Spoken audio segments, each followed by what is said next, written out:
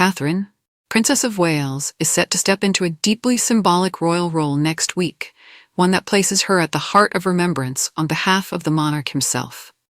Kensington Palace has officially confirmed that Princess Catherine will represent King Charles during this year's Anzac Day commemorations in London, an honor that reflects both trust and her growing presence as a senior royal figure. On Saturday, April 25th, Catherine will stand alongside Princess Anne as the two respected royals lead tributes, marking one of the most meaningful days in the shared history of the United Kingdom, Australia, and New Zealand. While Princess Anne will attend the solemn dawn service at Wellington Arch, a quiet, emotional ceremony held at first light, Catherine's role will unfold later in the morning at the very center of national remembrance. At the cenotaph, she will take part in the wreath-laying ceremony and parade, laying a wreath on behalf of the king himself, a gesture heavy with meaning, symbolizing the crown's enduring gratitude to those who served and sacrificed. Her day will continue at Westminster Abbey, where she will attend a service of commemoration and thanksgiving, joining dignitaries, veterans, and families in a moment of reflection and unity. Organized by the New Zealand and Australian High Commissions, these events are not just ceremonial, they are steeped in over a century of history. London's connection to Anzac Day dates back to King George V, who attended the very first service at Westminster Abbey in 1916, marking the anniversary of the Gallipoli landings. Since then, the capital has become a place where memory lives on, where generations gather to honor the courage of Australian and New Zealand servicemen and women who gave everything in times of war. The dawn service at Wellington Arch will once again echo with tradition. Readings, the haunting call of the last post, a moment of silence, and the stirring notes of national anthems, closing with the laying of wreaths in the early morning light. Later, inside Westminster Abbey, the service will blend solemn ritual with cultural richness.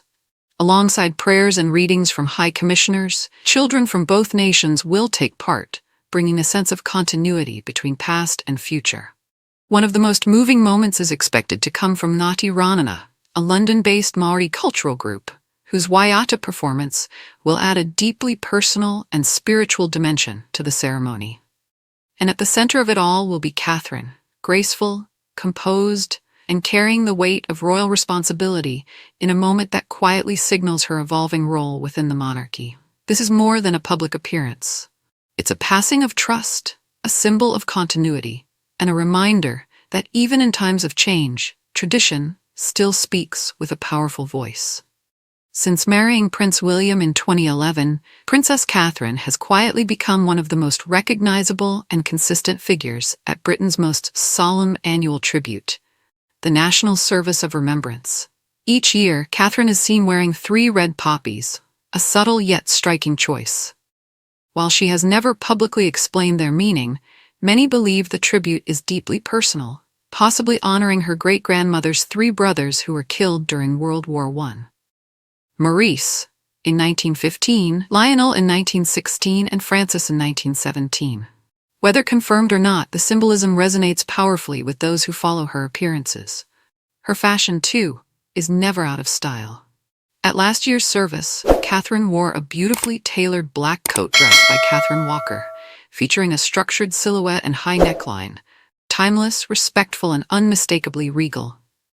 She paired the look with a classic black hat and a delicate lace scarf, creating an image of understated elegance. Yet, it was her choice of jewelry that carried the deepest emotional weight.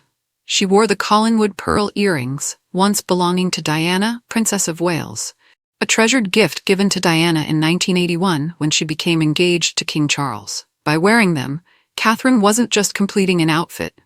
She was quietly honoring a legacy, bridging generations through remembrance. This thoughtful approach has become something of a signature.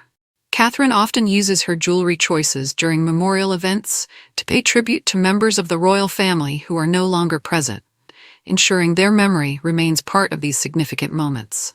She also wore her raft brooch alongside the traditional red poppy, both powerful symbols of sacrifice and service. The poppy, in particular, has long been worn by members of the royal family as a mark of respect for those who gave their lives in war. Taken together, these elements reveal something deeper about Catherine's role.